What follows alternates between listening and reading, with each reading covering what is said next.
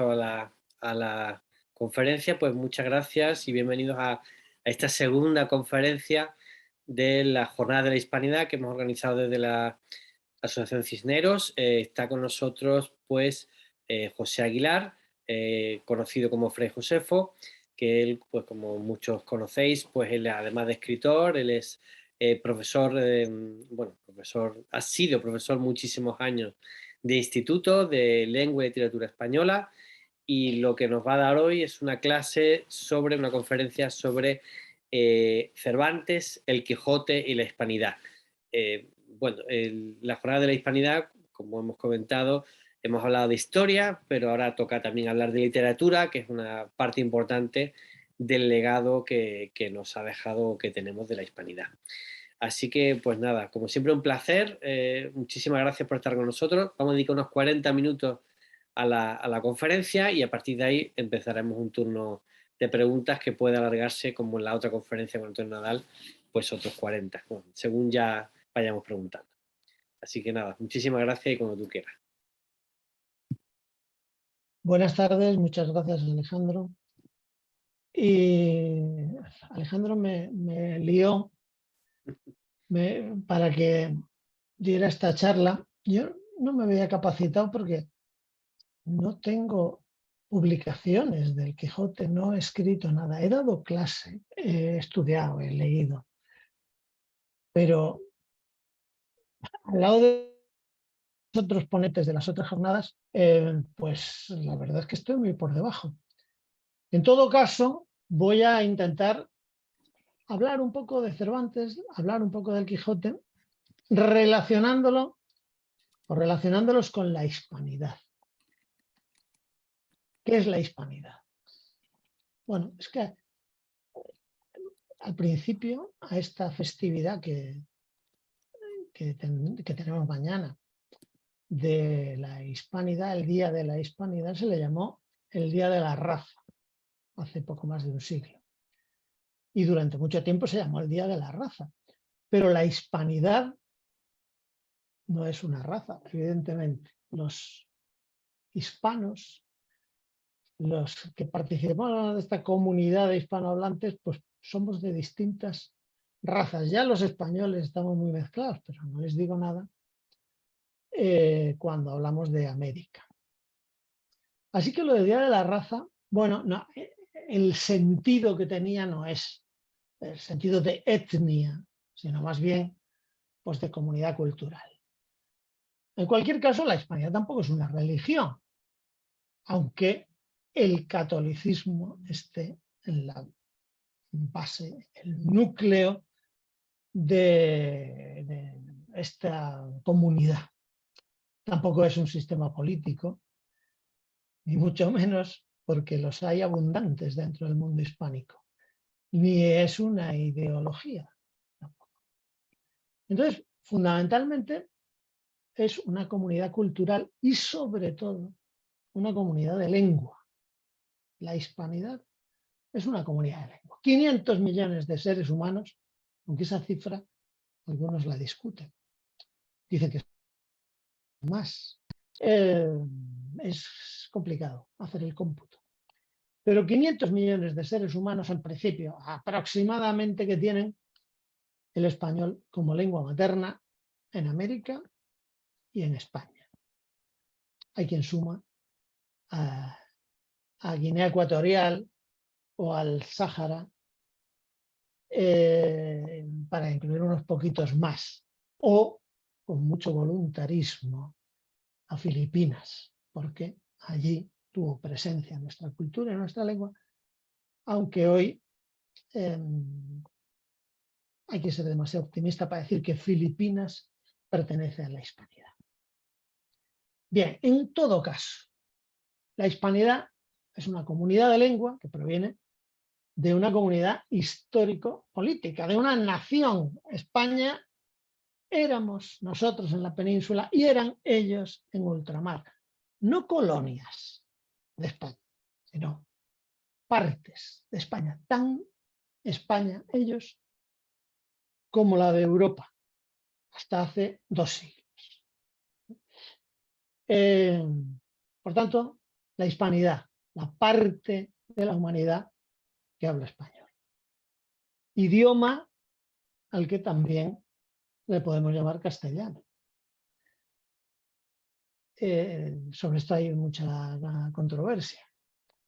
Pero, en fin, para resumir y no meternos en líos, castellano es la denominación original del idioma y español es en lo que llegó a ser el castellano, pero la denominación castellano sigue vigente, sigue pudiéndosele llamar castellano. Hay mucha gente que dice, no, es que no es castellano español, y al revés. En las comunidades autónomas con lengua regional suelen llamarle castellano. En Castilla también suelen llamarle castellano, en algunas partes de América, en otras no. La denominación fuera del ámbito hispánico más frecuente es español.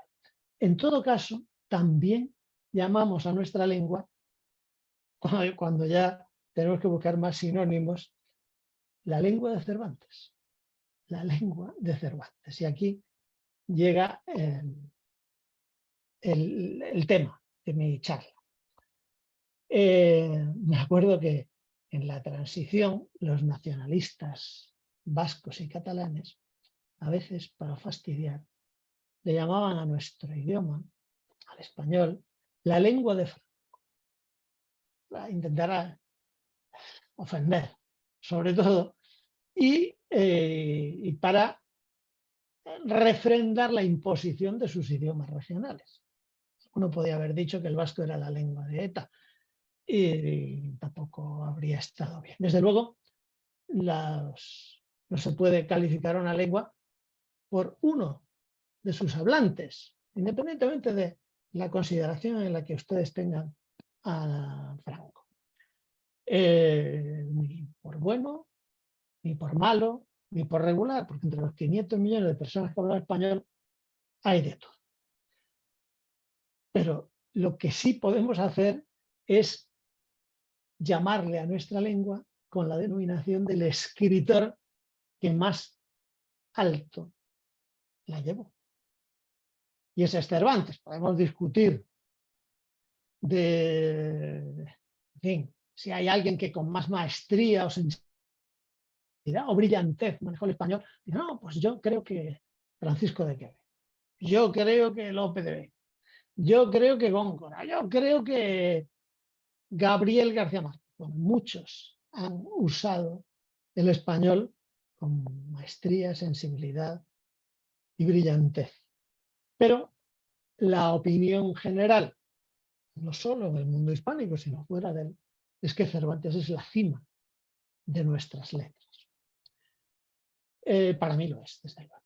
Pero, ya les digo, no es cuestión de gusto personal, sino que es reconocer un hecho, la universalidad de Miguel de Cervantes. Es el monarca de la literatura en lengua española.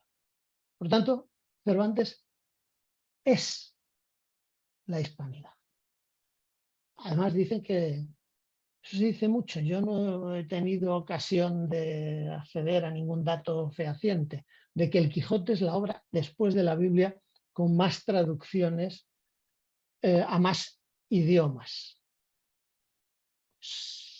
Probablemente, no sé si es verdad o es mentira, siempre se ha dicho. En cualquier caso, Don Quijote es un personaje representativo de España, representativo de la Hispanidad. Un amigo mío dice que el Quijote no habría sido posible en ningún país del mundo excepto España. Es decir, que es absurdo pensar que a alguien pudiera habérsele ocurrido crear este personaje, escribir esta novela, siendo francés o siendo alemán o siendo italiano. Yo creo que tiene razón mi amigo. En cuanto a la repercusión universal de la obra, el propio Miguel de Cervantes la intuyó cuando bromeaba en la dedicatoria de la segunda parte. Él sabía que su obra había sido muy leída la primera parte había sido muy leída en España, incluso sabía que se había traducido al inglés y al francés. Pero desde luego no sabía la repercusión que llegaría a tener. Y el mismo Cervantes bromea en la dedicatoria de la segunda parte sobre la prisa que le habían metido de muchas partes para que acabara el segundo tomo con las aventuras del hidalgo manchego. Y dice en esa dedicatoria,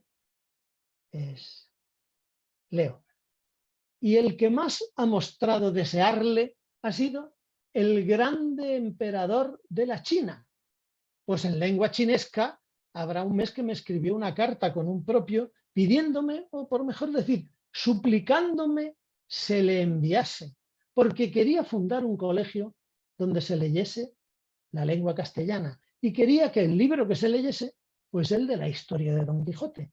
Justamente con esto me decía que fuese yo a ser el rector de tal colegio. Preguntéle al portador si su majestad le había dado para mí alguna ayuda de costa. Respondióme que ni por pensamiento, ni de ninguna manera. Pues hermano, le respondí yo, vos os podéis volver a vuestra China a las 10 o a las 20 o a las que venís despachado, porque yo no estoy con salud para ponerme en tan largo viaje. Además que sobre estar enfermo estoy muy sin dineros. Y emperador por emperador y monarca por monarca, en Nápoles tengo al grande conde de Lemos. En tantos titulillos de colegio, de rectorías, me sustenta, me ampara y hace más merced que la que yo acierto a desear. Es un fragmento de la dedicatoria de la segunda parte. Cervantes hace literatura en las dedicatorias, en los prólogos, como nadie.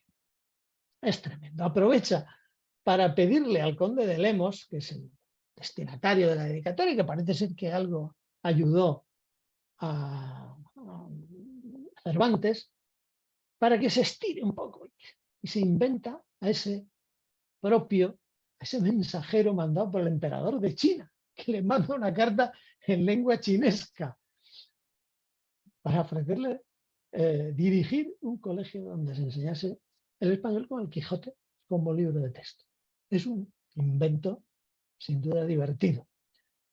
Pero es que los inventos divertidos de Cervantes habrían de convertirse en reales, pasados los siglos, porque efectivamente el Quijote se ha usado y se usa como texto para aprender lengua castellana. Se usó en España, ya no, pero se usó en España como texto, dictados y para hacer comentarios en España y en muchos países. Y efectivamente, el Quijote se ha conocido, se ha traducido y se ha apreciado en China y en cientos de países más.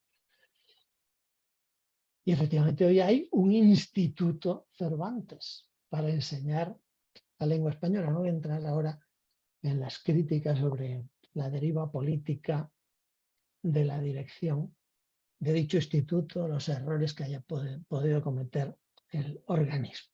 Pero tenemos un instituto Cervantes en muchísimas ciudades del mundo, en China, entre otras. En fin. Es indiscutible la universalidad de Cervantes y del Quijote. Y la hispanidad. A mí me gusta decir que la hispanidad es la manera de ser universales que tenemos los que hablamos español.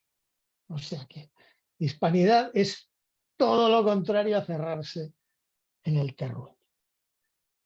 Y la universalidad de Cervantes es indudable, pero también es indudable la universalidad de nuestra literatura. Y digo nuestra englobando a las literaturas nacionales, llamémosle nacionales, literatura argentina. Hoy se habla de literatura argentina y en Argentina pues estudian en el bachillerato la literatura argentina, y en Colombia la literatura colombiana, y en México la literatura mexicana y la cubana, etc. Y aquí estudiamos la literatura española. Pero esas divisiones son artificiales. De hecho, bueno, no existieron esas divisiones hasta hace 2 siglos, hasta la independencia de las repúblicas americanas. Había una literatura en español y Juan Ruiz de Alarcón, dramaturgo del siglo de oro, que nació en México, pues era un autor español. Por tanto, la división de literatura nacional es artificial. Yo prefiero hablar de literatura en español, sin hacer distingos de naciones, porque además, y afortunadamente, nuestra lengua tiene una unidad indiscutible, invidiable, a diferencia de otras. Tiene sobre todo el español culto, el español literario, es decir, podemos leer sin ningún problema o con mínimos problemas de comprensión a Vargas Llosa, a Carlos Fuentes, a Gabriel García Márquez, como no a Rubén Darío y a cualquier otro autor de ultramar. Yo no hago distinciones. Para mí son compatriotas de lengua. Por tanto, aunque a veces en España se habla de literatura hispanoamericana para distinguirla de la española, aquí se estudia en los manuales de bachillerato y de la ESO, aunque cada vez menos, hay que decirlo, pues un epígrafe, una lección, un tema que es literatura hispanoamericana y se mete todo. Es un poco desigual porque sin duda, sobre todo desde el siglo XIX y en el XX, la literatura de Hispanoamérica es más numerosa, la literatura de calidad, que la de la península, que la de España, europea, por número, simplemente. Pero en fin, nos empeñamos en hacer este distingo, ¿no? Un poco absurdo, porque luego en los manuales de literatura también se incluye a Rubén Darío dentro de la literatura española, no se le incluye dentro de la hispanoamericana, pese a que nació en Nicaragua, y que bueno, en fin, que sí, que estuvo aquí, pero como tantos estuvieron aquí, pero a este se le pone dentro de la... Quizá porque fue el creador del modernismo. En fin, hay muchas incongruencias. En todo caso, la hispanidad en literatura es un hecho. Leemos a los autores de ultramar sin sentirlos extranjeros. Y ellos leen a los de acá exactamente igual. Por ejemplo, a Cervantes.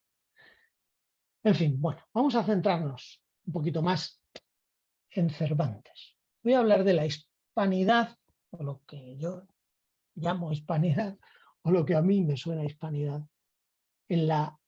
tanto en la vida como en la obra de Cervantes. Vamos a empezar por la vida. Cervantes nació en 1547. Es decir, bajo el reinado, todavía le quedan unos años de reinado a Carlos I de España y V de Alemania. Todavía le quedan. Justo en ese año, en 1547, muere Hernán Cortés. Por tanto, el imperio mexica ya es la Nueva España. 6 años antes, en 1541, murió Pizarro. Así que el otro imperio precolombino, el Inca, ya llevaba tiempo siendo español.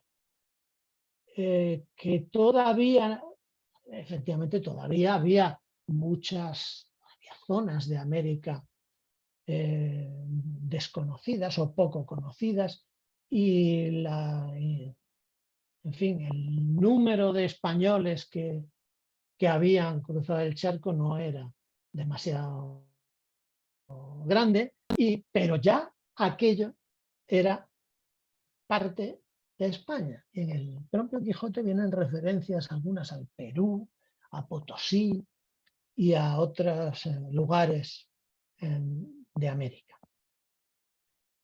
Cuando nace Cervantes, faltan todavía 4 años para que se inaugure la primera de las muchas universidades que España fundó en tierras americanas, la Universidad de San Marcos en México. Eso fue en 1551. Después hubo muchas más.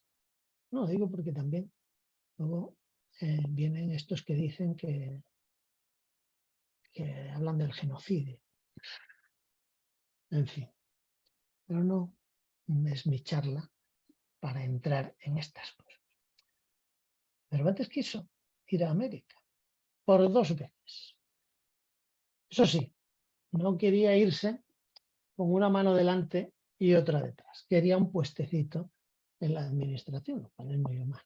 Decía un escritor hondureño, de Cervantes no pudo pasar a América, pero en ella vive en casa propia. Rafael Heliodoro Valle, uno que reconoce la herencia cervantina. Bueno, pues intentó 2 veces irse a América. La primera con 39 años, tenía 39. Había regresado de su cautiverio en Argel 1 año y medio antes. Pues en 1582 intentó irse a América y no lo consiguió. La segunda vez fue en 1590. Es decir, ya era un tipo en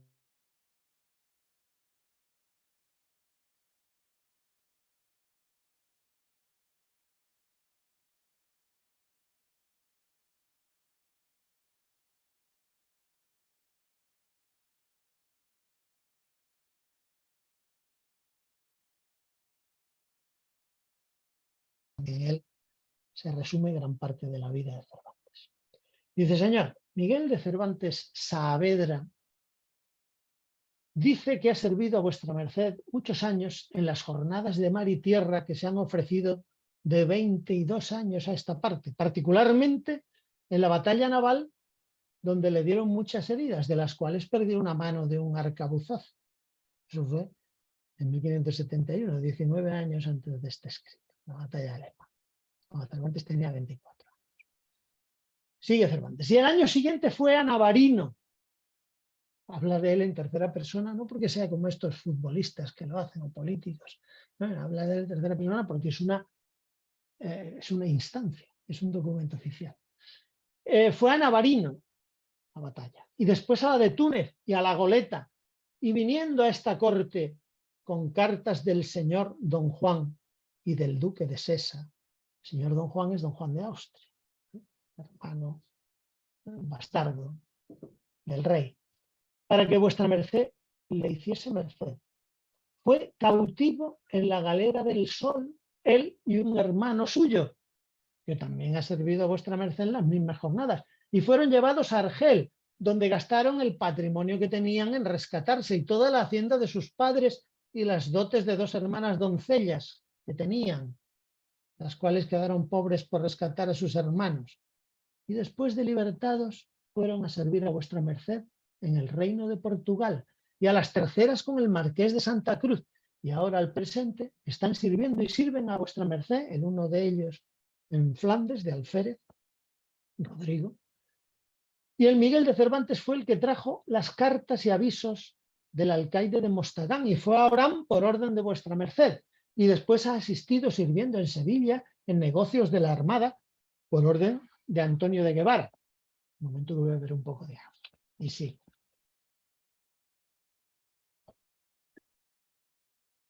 ¿Cómo consta? Por las informaciones que tiene. Y en todo este tiempo no se le ha hecho merced ninguna. Ya saben que merced tiene el sentido de favor, de beneficio. Es decir, Cervantes recopila todos sus méritos, todos sus servicios a la corona para pedir. Sigue. No se le ha hecho ninguna merced ninguna. Pide y suplica humildemente cuanto puede a vuestra merced. Se ha servido de hacerle merced de un oficio en las Indias, de los 3 o 4 que al presente están vacíos, que es el uno la contaduría del nuevo reino de Granada, o la gobernación de la provincia de Soconusco, en Guatemala, o contador de las galeras de Cartagena, o corregidor de la ciudad de La Paz, que con cualquiera de estos oficios que vuesa merced le haga merced, porque su deseo es a continuar siempre al servicio de vuesa merced y acabar su vida como lo han hecho sus antepasados, que en ellos recibirá muy gran bien y merced. Miguel de Cervantes Saavedra, a 21 de mayo de 1590, al presidente del Consejo de Indias. La respuesta fue breve. Busque por aquí en lo que se le haga merced. Para repetir otra vez la palabra merced, que tanto se utilizaba en la época, entre otras cosas, porque era parte del tratamiento vuestra merced, que es evolucionado nuestro usted actual. Busque por aquí en que se le haga merced. O sea, que verdes la sansega, que no te vas a América, ni menos con un puesto de estos que querías. Sí, bueno, este escrito, desde luego, resume los primeros 43 años de vida de Cervantes, los 2 primeros tercios de su vida, todo lo que hizo, todos los servicios al rey, su participación en Lepanto y en otras campañas militares, porque es muy curioso. En 1571 participa en la batalla de Lepanto, le pega un arcabuzazo en el brazo y otro en el pecho, a las heridas del pecho se curó, la del brazo le dejó la mano inútil, no perdida, mantenía, pero inútil la mano izquierda. Entonces no había pensiones de invalidez permanente. Así que hasta el 1575 siguió como soldado, con la mano chunga, siguió como soldado en Italia, participando en distintas operaciones. En fin, hoy nos suena esto extrañísimo.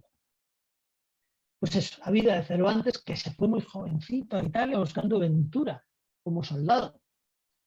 Parece ser que huyendo de una sentencia judicial que lo condenaba a perder la mano derecha por haber herido a alguien en una reyerta o en un duelo. Eso hay un documento judicial que lo confirma, aunque los muy cervantistas, cervantistas no en el sentido estudioso de Cervantes, sino de amantes de Cervantes, cervantófilos, mejor dicho, dicen que no, que eso no pudo ser, que sería otro que se llamaba igual. Bueno, en cualquier caso coincide esa sentencia con Cervantes en Italia, buscándose la vida como soldado. Y luego, en 1575, la galera Sol, abordada por unos piratas, Cervantes y su hermano llevaban cartas de recomendación de don Juan de Austria y del duque de Sesa, como muy bien dice don Miguel en su solicitud, y piensan que pueden obtener un cuantioso rescate. Dicen, estos son importantes. Y por eso no los echaron al mar. Y se los llevaron y ahí estuvo otros 5 años pasando penalidades sin número y empobreciendo a su familia, como dice en la solicitud. Y hasta entonces no había escrito nada. Bueno, dicen que había escrito un soneto que se ha perdido. No era un escritor. Después de intentar escaparse 3 veces, de empobrecer a su familia y de que los frailes trinitarios recaudaran todo el dinero que pudo hacer falta, pues por fin, en 1580,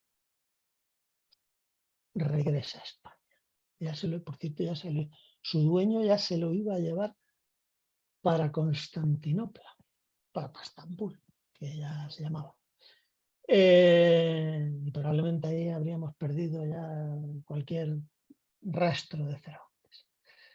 Con 34 años, con todas las penalidades del mundo y con un brazo chungo, vuelve a España. Y ahora, y siguen las penalidades.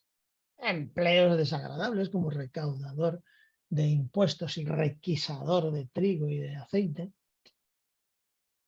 Pasos por la cárcel, no muy largos, pero sólidos. por distintas cuestiones que no vienen al caso. Intento de, en esa década de los 80 hasta que pide para irse a América, de la década de 1580 a 1590, intenta dedicarse al teatro. Algunos dicen que con mediano éxito, pero esa fue la década en la que entró en el mundo teatral Lope de Vega. Y con Lope de Vega pues no había nada que hacer.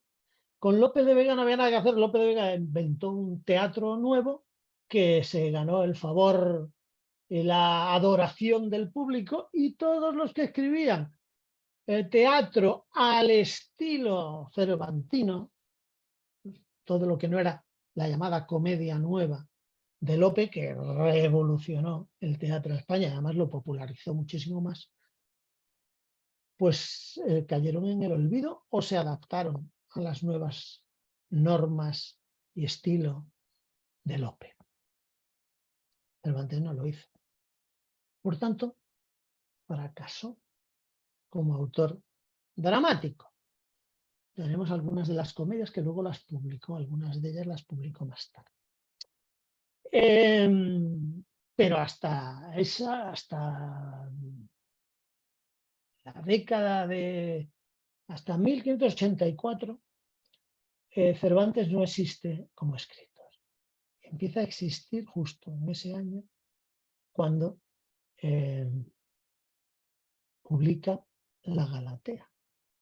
¿Y qué es la Galatea? Pues una novela pastoril. ¿Y qué es una novela pastoril? Pues un género un poco amanerado de novela que estuvo muy de moda en el Renacimiento.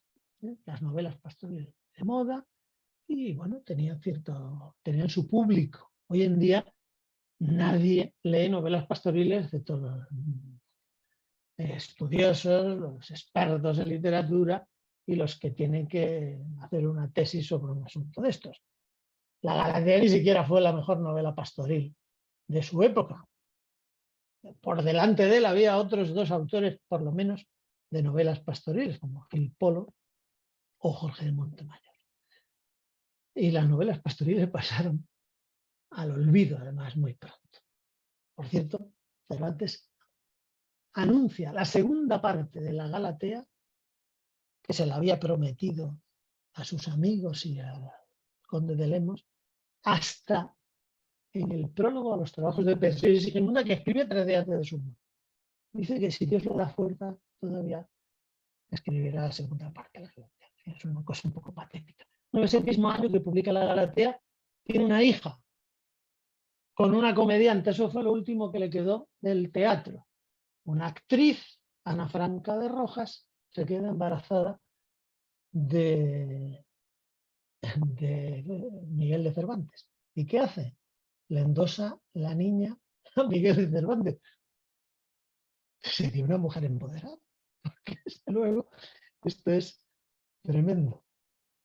No nos parece muy normal, pero así es. Y Cervantes la tuvo consigo, haciéndola pasar por una criada, aunque después, cuando se casó, ya la reconoció como hija. Isabel se llamaba su única hija. Ese mismo año, pocos meses después de lo de la hija con Ana Franca de Rojas, se casa con Catalina de Salazar, a la que doblaba en edad, una muchacha de 16 años. Y se casa y, bueno, esa será su mujer hasta que se muera. Y a partir de ahí, idas y venidas, como recaudador de impuestos, como presidiario, en fin, sí, en 1590 Cervantes se hubiera ido a América, no lo conocería ni el tato. Y hoy apenas aparecerían los manuales de literatura española para especialistas como a pie de página como otro autor de novelas pastoriles. A no ser que en América le hubiera dado por darle a la pluma, lo cual no creo que hubiera sido muy fácil en ese caso. Porque Cervantes es un escritor de madurez, casi, mejor dicho, de vejez. Después de la Galatea, de 1585, no publica nada. Bueno, entregó imprenta en el 84, eso publica en el 85. No publicó nada hasta 20 años después, hasta 1605, con la edad de 58 años, que para aquel tiempo era una edad provecta, prácticamente la vejez. En 1605 sale el Quijote, o por mejor decir, el ingenioso hidalgo Don Quijote de la Mancha. Bebo un poco y sigo.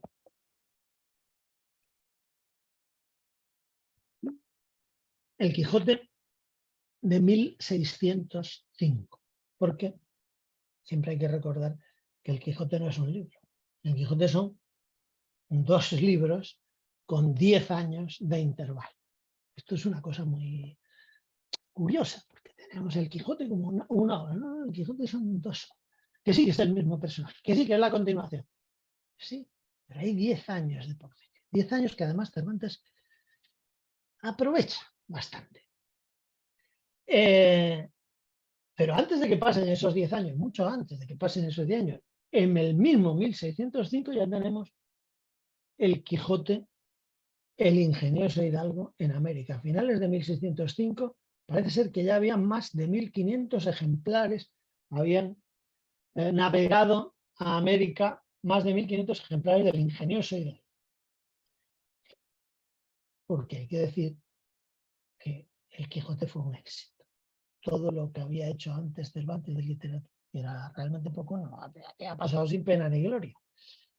Pero el Quijote fue un éxito editorial para la época. Lo que pasa es que tampoco la novela daba mucho dinero, daba más el teatro, en lo que Cervantes fracasó.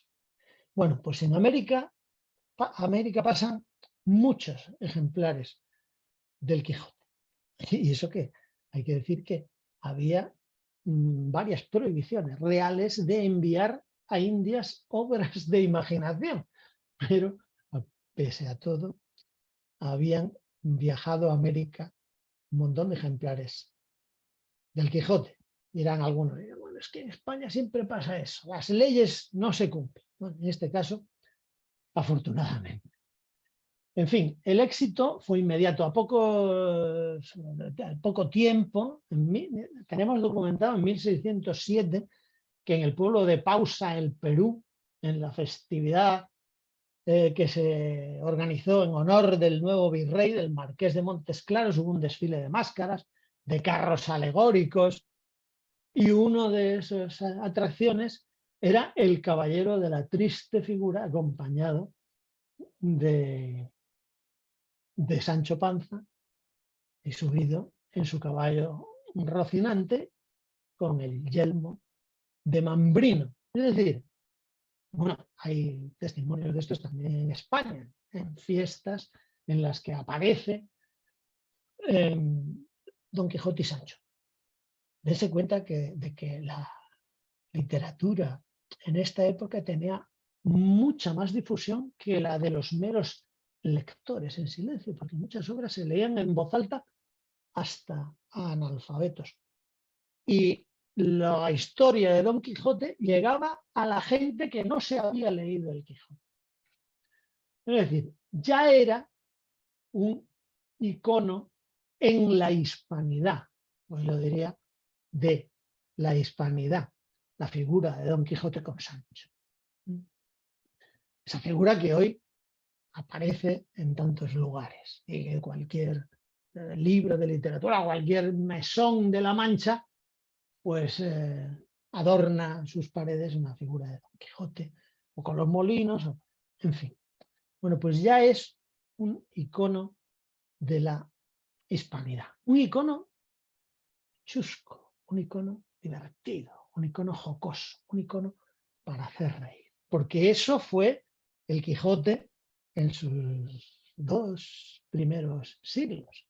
Es decir, la interpretación del Quijote como una obra profunda, como una obra simbólica, como una obra trascendente, como una obra con muchas facetas, como una obra digna de estudio, es del siglo XIX.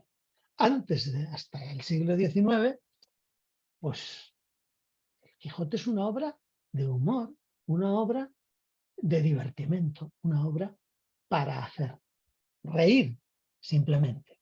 Y lo es así tanto en España como en América, como fuera del mundo hispánico.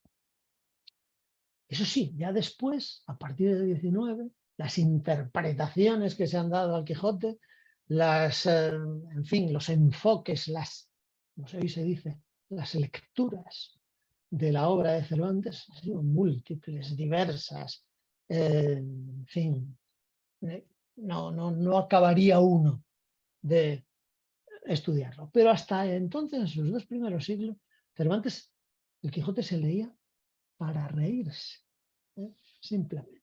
Aunque el propio Cervantes intuía, bueno, sabía que su obra era mucho más.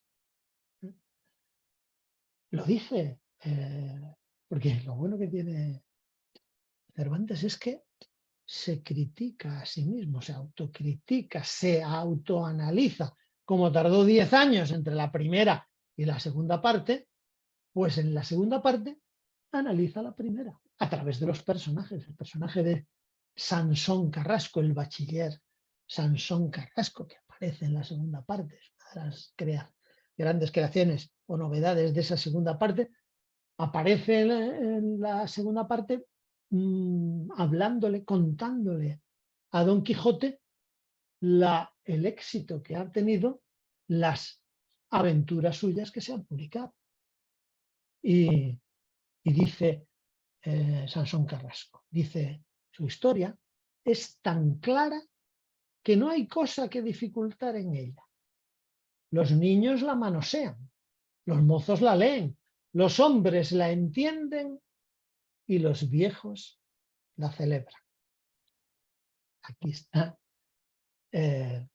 prefigurado esa multiplicidad de niveles de lectura que tiene el Quijote. Es decir, es una obra que puede ser divertida para los niños. Hoy en día el lenguaje nos la aleja un poco. Divertida para los mozos, interesante para los hombres y desde luego para la vejez. Los viejos son los que celebran realmente y de manera plena esta obra de Cervantes. Decía el personaje Sansón Carrasco, y finalmente es tan trillada y tan leída y tan sabida de todo género de gentes que apenas han visto algún rocín flaco cuando dicen, allí va Rocinante. O sea, que Rocinante, Don Quijote y Sancho eran lo que hoy llamaríamos trending topic, pero además lo fueron, o lo han sido, o lo siguen siendo durante mucho tiempo. En el 19, con las nuevas repúblicas americanas, hay que decir que nacen contra España, Cervantes y el Quijote siguen siendo ejemplo y referencia. La cantidad de escritores y políticos americanos, españoles también, pero americanos, que hacen referencia al Quijote, políticos anti-españoles o anti de la monarquía hispánica, es decir, criollos que querían independizarse, que querían salir de lo que ellos llamaban el yugo de España. Pues hay muchísimos. Dice un autor argentino de la segunda mitad del 19, Rafael Obligado, hace esta décima, dice, San Martín, Bolívar, gloria, llama, luz de un sol naciente que irradiando a un continente lo abrió al día de la historia. ¿Quiénes sois? Tanta victoria es vuestra, tú, paladín, del Andes, tú de Junín, vencedor, del godo azote. ¿Quiénes sois? Sois Don Quijote, Bolívar y San Martín. O sea, Don Quijote al lado de dos de los llamados libertadores. En fin, la nómina de autores hispanoamericanos que han manifestado interés por Cervantes, por Quijote, que han recreado a Cervantes el Quijote, que se han inspirado o que han escrito sobre Cervantes el Quijote, es extensísima. Nunca, es decir, la enemistad o el rompimiento con España nunca fue rompimiento con Cervantes.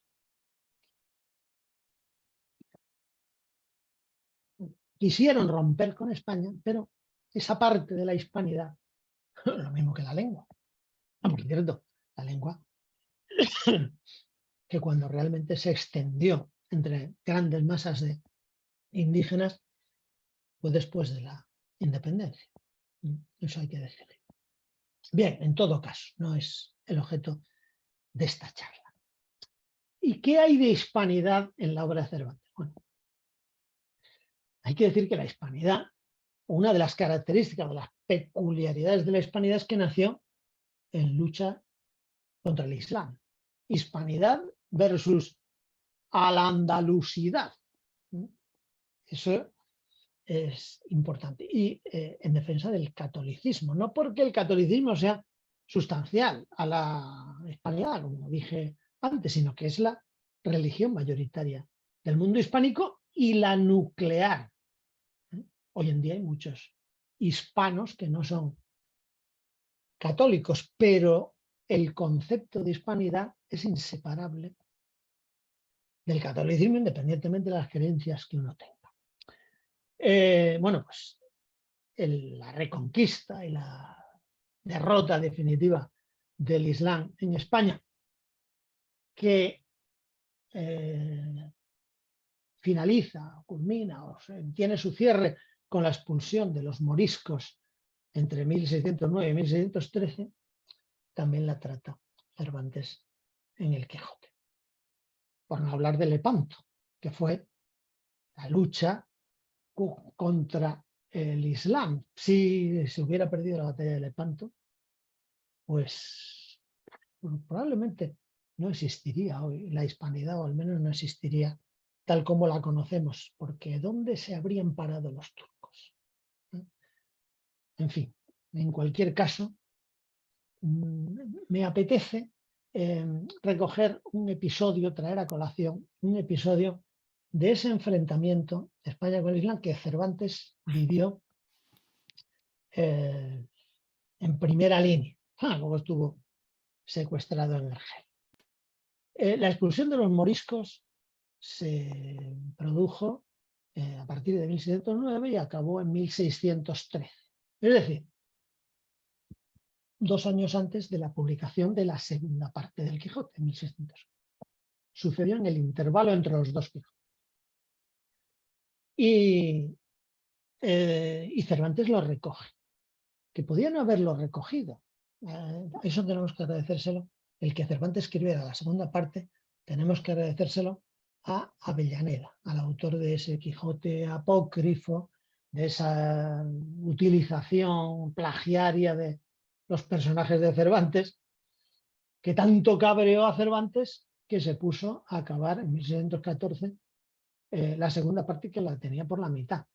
Y la uña de caballo lo terminó para vengarse o para defenderse de Avellaneda. O sea que hay que agradecerle a Avellaneda todo eso. En 1614 Cervantes tenía 67 años, por cierto. Y para defenderse de las imputaciones que le hace Avellaneda, que le llama tullido, le llama viejo y lo llama envidioso. O sea, encima que me aprovecho de tus personajes, intento aprovechar tu éxito, su único éxito, pues encima te insulta. En fin. En todo caso,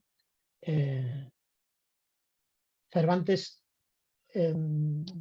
trata este asunto, que es un asunto de actualidad cuando él lo escribe, la expulsión de los moriscos. ¿Y cómo trata este asunto?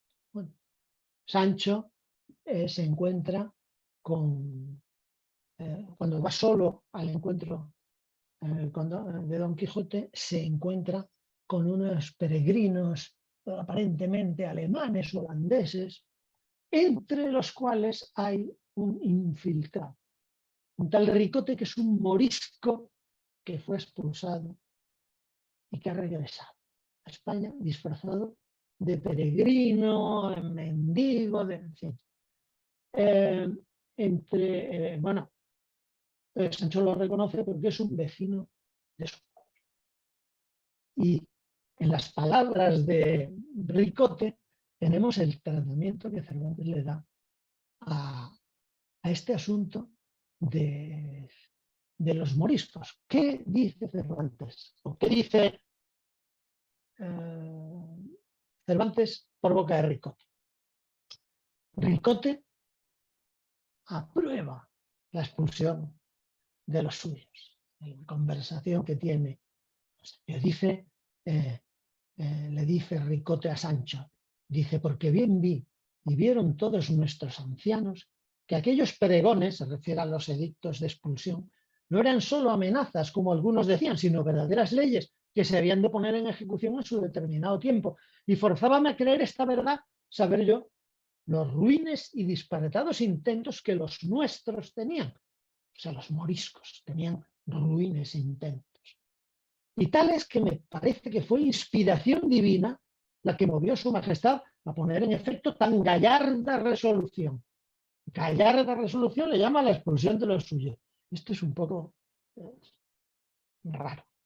Dice, no porque todos fuésemos culpados, que algunos había cristianos firmes y verdaderos, pero eran tan pocos que no se podían oponer a los que no lo eran.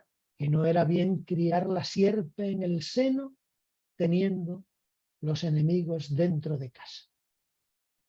Eso es lo que dice Ricote justificando. Alguien dice, ¿pero por qué Cervantes justifica esto? Bueno, ¿qué otra cosa podía hacer? ¿Qué otra cosa podía hacer si no justifica? No va a decir, no, existía la libertad de opinión y de expresión que existe hoy. Es decir, no se le iba a ocurrir a un hombre que ha estado pidiendo beneficios reales durante toda su vida decir que menudo sinvergüenza al rey que ha echado a los moriscos. Independientemente que hubiera razones o no hubiera razones o fueran ciertas las razones para echarlos, que no vamos a juzgar 4 siglos después esto. Dice el propio, continúa Ricote, porque lo que quiero señalarles es lo siguiente. Dice, finalmente, con justa razón, fuimos castigados con la pena del destierro, blanda y suave al parecer de algunos, pero el nuestro, la más terrible que se nos podía dar. Doquiera que estamos, lloramos por España, que en fin, nacimos en ella y es nuestra patria natural. En ninguna parte hallamos el acogimiento que nuestra desventura desea, y en Berbería de África, y en todas partes de África donde esperábamos ser recibidos, acogidos y regalados, allí es donde más nos ofenden y maltratan. Esto parece ser que fue exactamente así. Pero bueno, sigue Ricote. No hemos conocido el bien hasta que le hemos perdido. Y es el deseo tan grande que casi todos tenemos de volver a España que los más de aquellos, y son muchos, que saben la lengua, como yo, se vuelven a ella y dejan allá sus mujeres y sus hijos desamparados. Tanto es el amor que la tienen. Y ahora conozco y experimento lo que suele decirse, que es dulce el amor de la patria. ¿No ven? La ternura de Cervantes hacia sus personajes. Y es, en fin, no solo en este caso, en muchos casos. Esa es una de las características de Cervantes. Pero sobre todo, este canto patriótico de un morisco expulsado, además, él dice bien expulsado, pero que ha tenido que volver porque siente el amor de la patria. Bueno, en realidad ha vuelto por más cosas porque parece que tenía un tesoro escondido. Por eso hay que leer el Quijote, hay que leer la segunda parte donde este personaje sale alguna vez más. En fin, es conmovedor el patriotismo de Ricote, que es también hispanidad, sin duda alguna, porque el amor por España también es hispanidad. El amor por España, dicho en español, él dice que Ricote habla español. Habla con Sancho en español, vamos. Porque la hispanidad no deja de ser un tipo de patriotismo, y no un patriotismo de terruño, de regioncilla, o de comarca, o de aldea. Ni siquiera un patriotismo de país, sino un patriotismo anchísimo de nación espiritual e idiomática del que debemos felicitar y del que hoy, víspera del 12 de octubre, yo me anticipo y les felicito a todos ustedes que son hijos del reino de Cervantes. Nada más. Muchas gracias. Pues de verdad, a mí me ha encantado. Yo creo que he visto a los asistentes que no se han movido. Enhorabuena, muchísimas gracias por la conferencia tan interesante que nos has dado. Y yo creo que da pie a muchos comentarios. Yo puedo empezar diciendo que el primer libro de literatura que yo me leí fue con 14 años El Quijote, la primera parte del Quijote. Bien es verdad que porque en el colegio me lo iban a exigir el año siguiente y me lo leí la primera parte, ¿no? Y la Sí. calidad literaria que tiene el Quijote, yo no sé, Bueno, no es pues como que le ponga el aquí 2. te retrata Sansón Carrasco. Los niños la manosean, los mozos la leen. Eso es, eso Tú, es, de mozo, eso lo es. leíste. Sí, sí, sí. Eso, Pero para entenderlo sí, hay que madurar. sin duda, sin duda. Sí, porque yo además notaba que yo entendía Entendías cosas, pero 90%. cosas no, claro, claro. Me Sí, pasó sí, la misma la primera vez que lo leí, sí, sí. exactamente igual. Pero la verdad que la calidad literaria, eso sí me he dado cuenta de lo bien, bien escrito que está. Y yo, por ejemplo, yo recomiendo a la gente que quiere aprender a hablar en público, la gente que quiere mejorar el lenguaje, leer El Quijote o leer literatura española.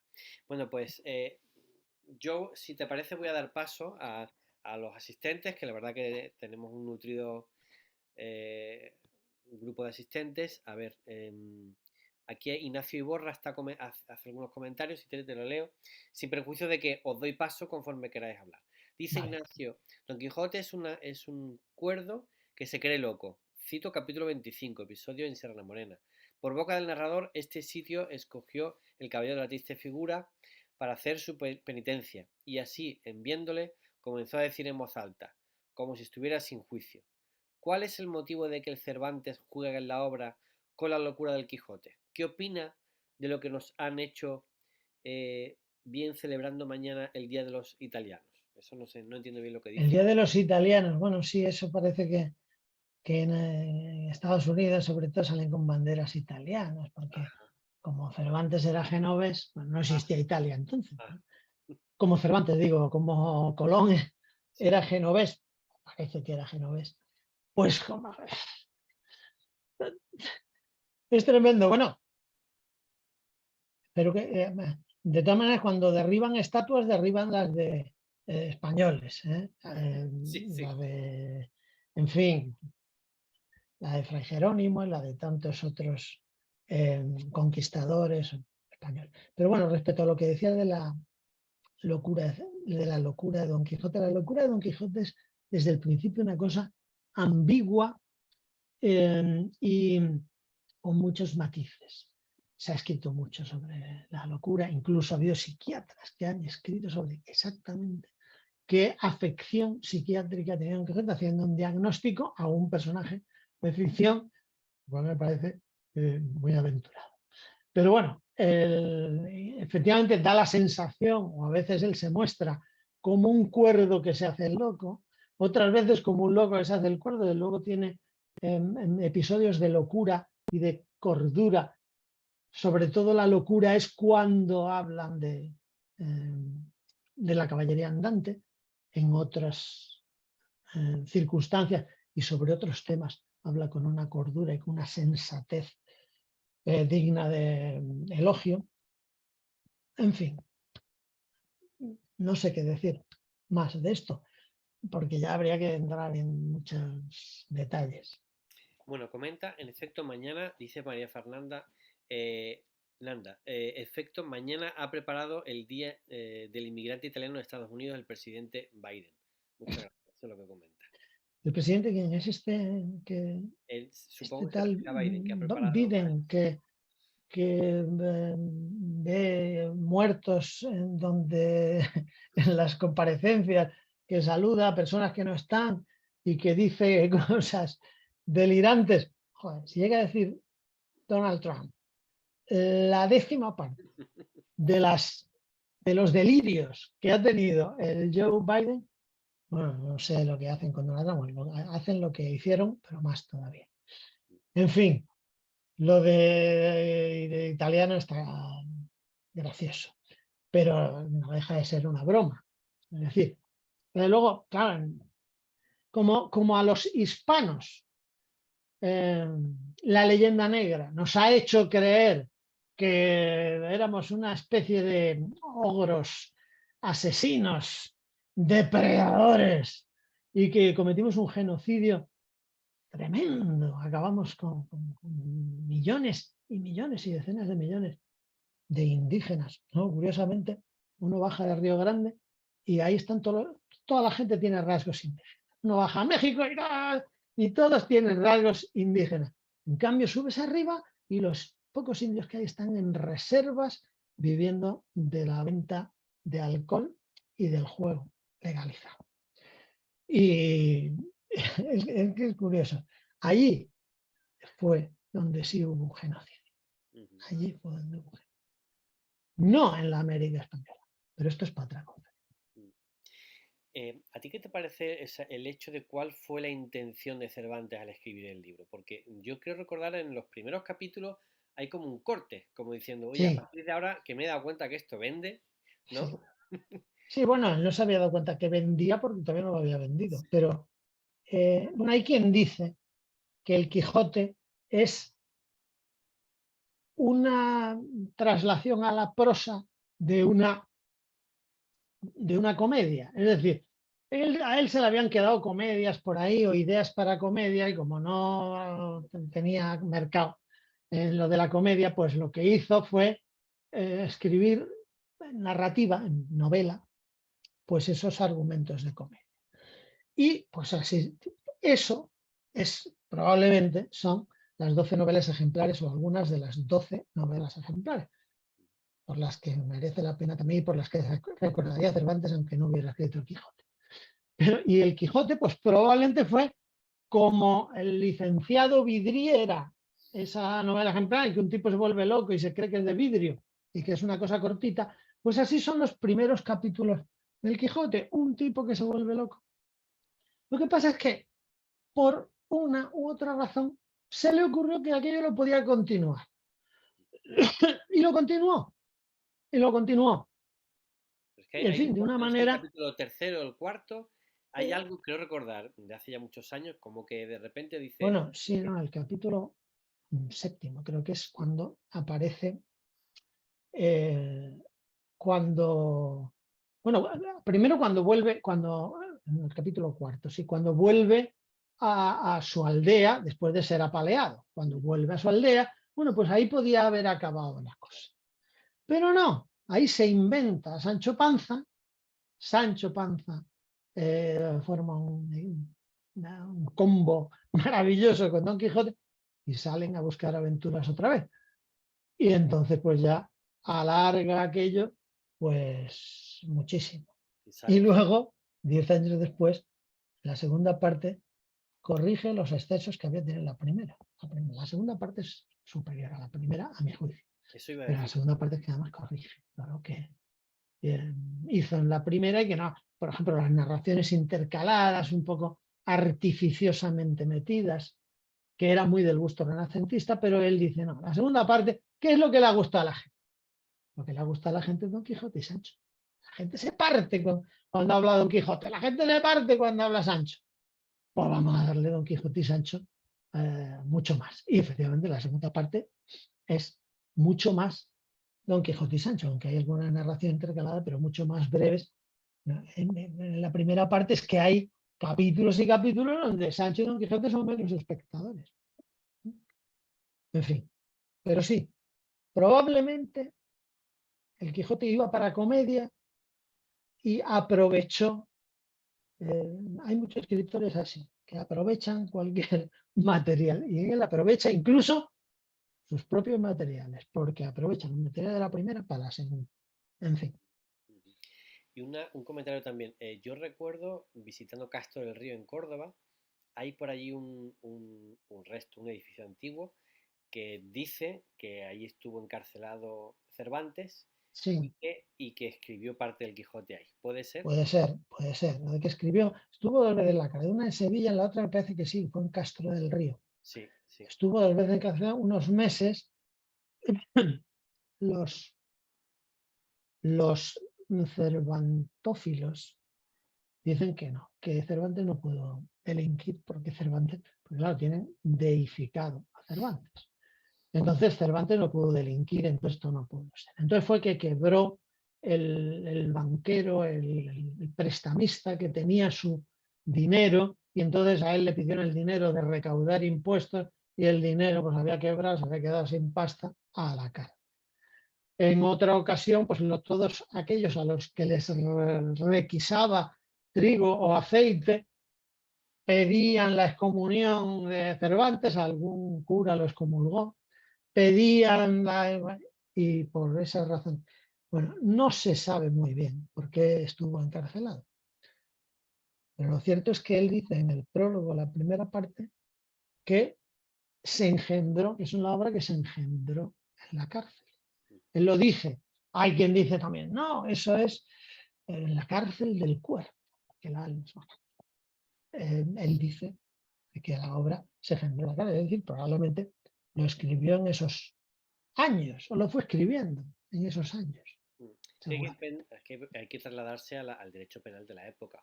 A lo mejor cualquier fallo en la recaudación o cualquier multa administrativa de hoy, entonces a la Sí, cárcel de un a la mes. cárcel, por Eso, deudas. cualquier cosa, efectivamente.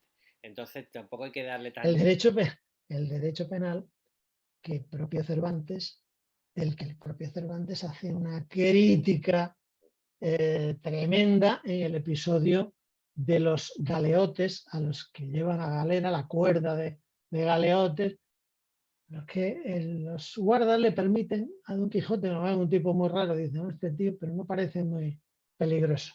Y se pone a preguntarles por qué están presos. Y entonces hablan de uno porque no tuvo el soborno para el Ujú. juez. El otro dice que se enamoró. ¿De qué te enamoras? De una canasta de ropa blanca. Entonces se enamoró tanto que la abrazó y se la llevó. La ropa valía mucho más dinero. Entonces, y todos estos galeotes que pasan y a los que les... Bueno, el propio Cervantes parece que lo condenaba a perder la mano, porque entonces lo de cortar una extremidad, pues se hacía. No ¿Eh? era... Sí, sí, no, no. Yo, yo recuerdo en Derecho Penal, la primera parte cuando lo estudiamos, o sea, se hacían burradas. Y era a lo mejor, pues por haber robado, pues te Todo cortaban esto la ahora se mano. lo achacan a la Inquisición. La Ah, Inquisición, vale. las torturas de la Inquisición. No, la Inquisición y la justicia civil. Es decir, que es más, la Inquisición era más Eso, garantista eso. que la justicia civil en general. Y, y bueno, Cualquier instrumento de pero tortura, las ¿verdad? críticas, yo recomiendo ese episodio de los galeotes Qué bueno. en la primera parte, porque se ven una serie de cosas muy divertidas acerca de los presos a los que Cervantes trata con mucha humanidad, Claro. porque él fue preso. Se fue reflejado en ello. Bueno, Sí, a ver, más preguntas de los participantes. Tenemos a Luis, a Nanda, si quiere hablar directamente, Marisol Pérez, Marisa, que hable. que yo os paso, permitir hablar y directamente podéis preguntar, porque así hacemos mucho más ameno el coloquio, ¿no? Y ya digo, el coloquio a veces es hasta tan interesante o más que la propia conferencia, donde ya al conferenciante le sacamos el jugo bueno, del todo, ¿no? Venga, pues si no preguntan, voy a plantearte yo alguna cosa más. Vale, ¿qué diferencias ves entonces entre la primera parte y la segunda a nivel de la historia, del relato que cuenta Cervantes?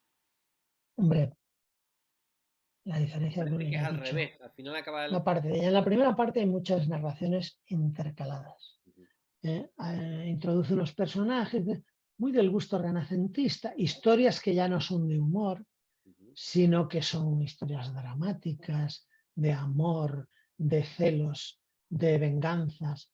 y Don Quijote y Sancho pues pasan a ser o a tener ciertas intervenciones entre historia e historia o a ser meros espectadores.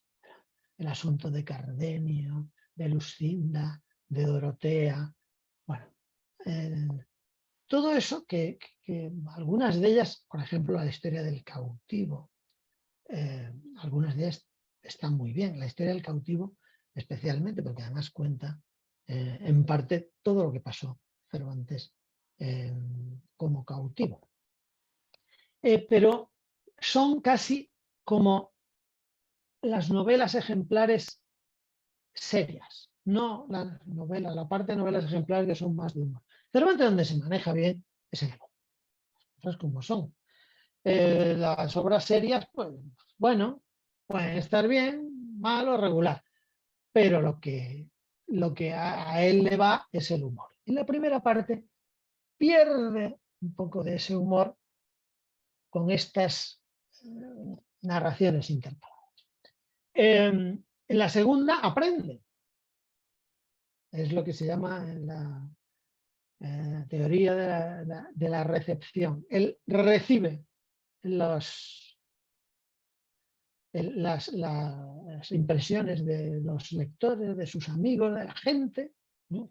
En 10 años, pues imagínate, toda la gente que le ha contado, lo que le ha hablado a él. Y entonces él dice, oye, pues esto es verdad, pues esto es mentira, pues tal. Y él mismo recicla esos materiales y lo explica en el propio. Es un autor más maduro.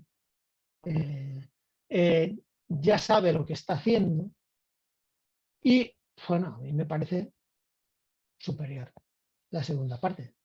Pero claro, la segunda parte sin la primera no es nada. Y la primera, digamos que dentro del ranking de las obras de Cervantes tenemos segunda parte, el Quijote 1615, en el medalla de oro. Medalla de plata, el Quijote de 1605. Y medalla de bronce serían las novelas ejemplares. Ahí ya podríamos hacer una clasificación. Y también los entremeses, que son muy divertidos, están muy bien. Pero bueno, ¿qué más? No te oigo ahora, porque estás como muteado. Sí, me he mutado yo porque es que tengo a mi hijo aquí planteándome cosas y es pequeño. Vaya por A Dios. ver, tengo aquí una pregunta de Ignacio Iborra. Respecto a lo que he mencionado en la Galatea, ¿puede ser que ésta no pertenezca íntegramente al género de la novela pastoril, como las que se conocían en la época, ya que Cervantes en la obra incluye el asesinato de mano de un pastor? Eso pregunta. Bueno, es una novela pastoril, tiene sus peculiaridades con respecto a las otras, pero es una novela del género pastoril. ¿Eh? Una novela de juventud, siguiendo los cánones de la época, haciendo alguna cosita especial, pero no es una novela, en fin, que si Cervantes hubiera escrito solo la Galatea, no existiría Cervantes, no existirían hoy el Instituto Cervantes, no existirían menciones a Cervantes, no existiría, no se estudiaría Cervantes, nadie estudiaría. Pero bueno, Sería uno más, no sé, pues como tantos escritores menores que aparecen a pie de página.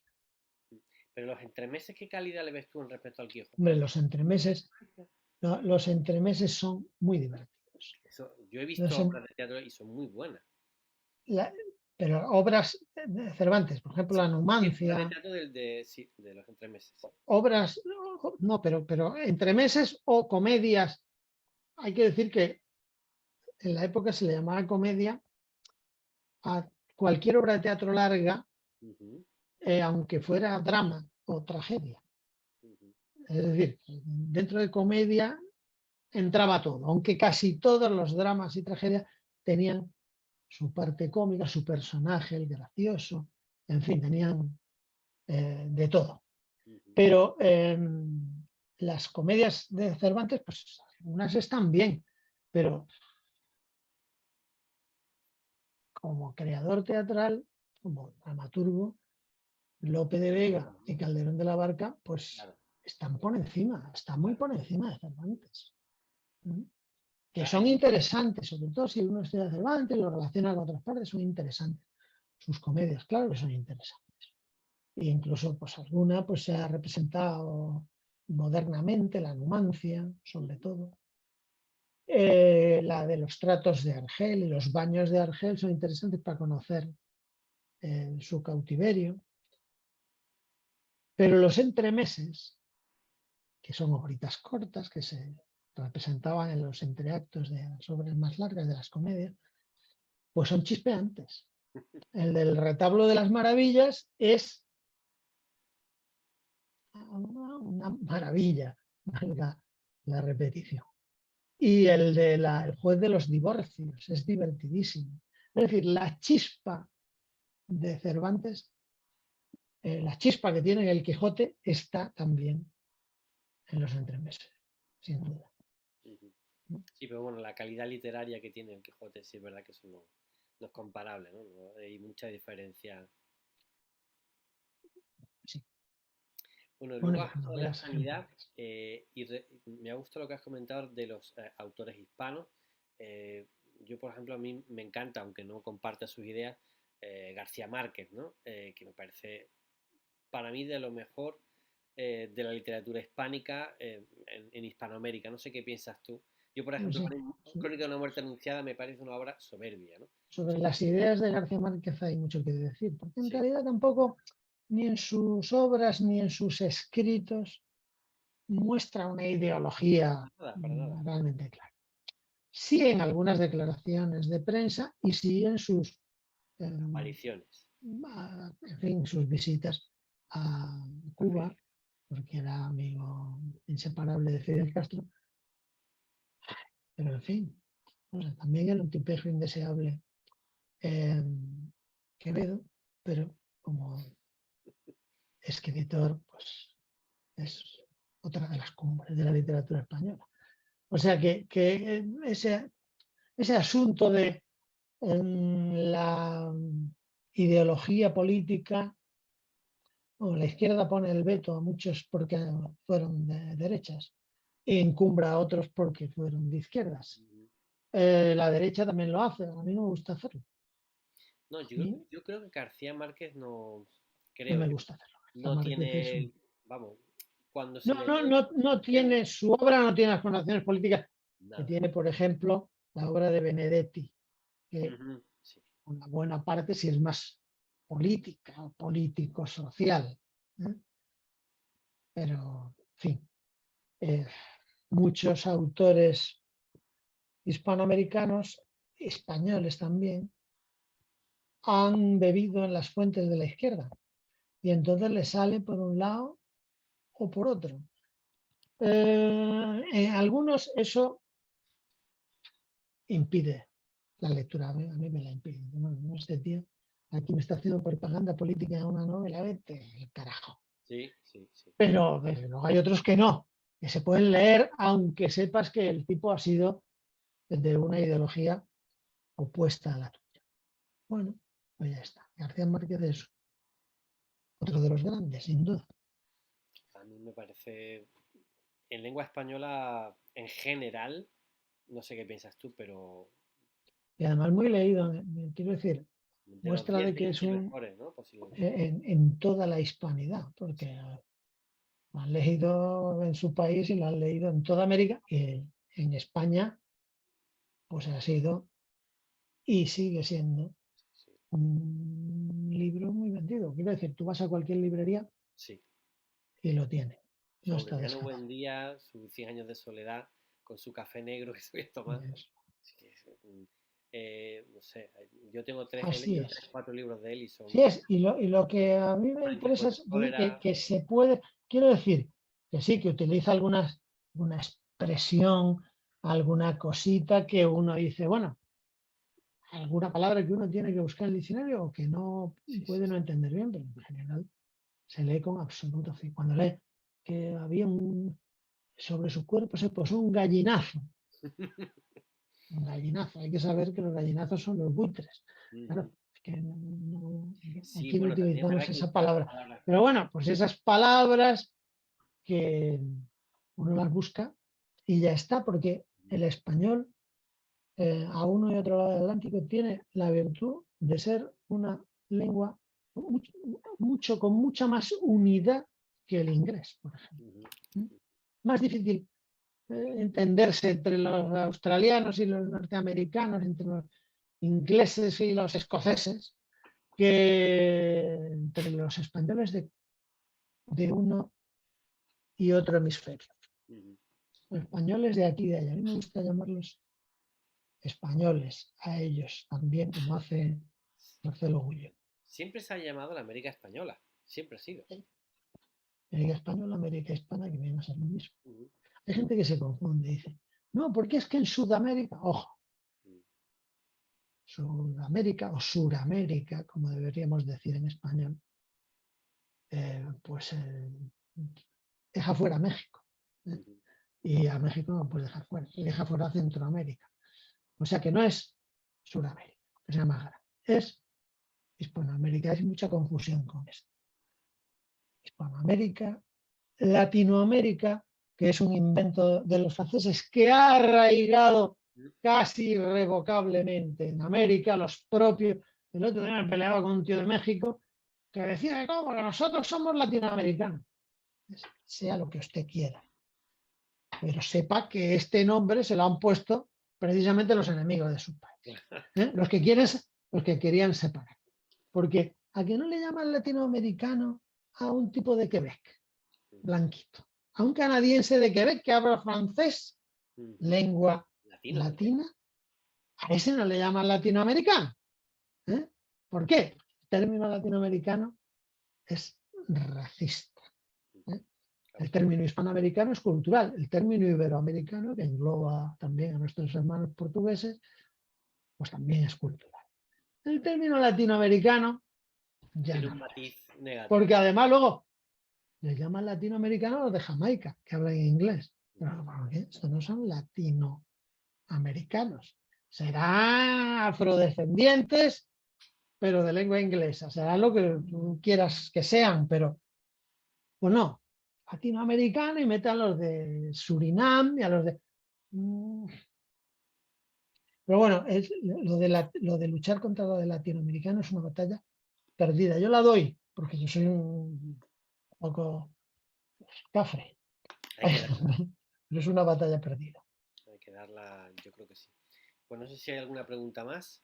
Si no, pues vamos a ir cerrando la conferencia. Pues nada, de verdad, un placer. Muchísimas gracias. Gracias a ti y a todos los que han soportado este rollo que he soltado. Explicaciones y demás. Ha En quedado fin. muy bien. Las preguntas también. He echado en falta que se pregunte un poquito más, pero... Bueno, lo que hace falta es que esto se ponga en vídeo porque hay gente que me ha dicho Sí, que quiere verlo sí, y que eso no podía verlo en directo. lo editamos rápido, no hay ningún problema y lo enviamos. Muy bien. Fernando, muchas gracias. Pues José Aguilar, un placer, muchísimas gracias y esperamos el año que viene que nos hables de otro autor que tú ya te puedes ir preparando, ¿verdad? Bueno, no me pongan muchos deberes todavía. Con un año de antelación. Bueno, Muchísimas venga, gracias. un abrazo. Un abrazo. Adiós.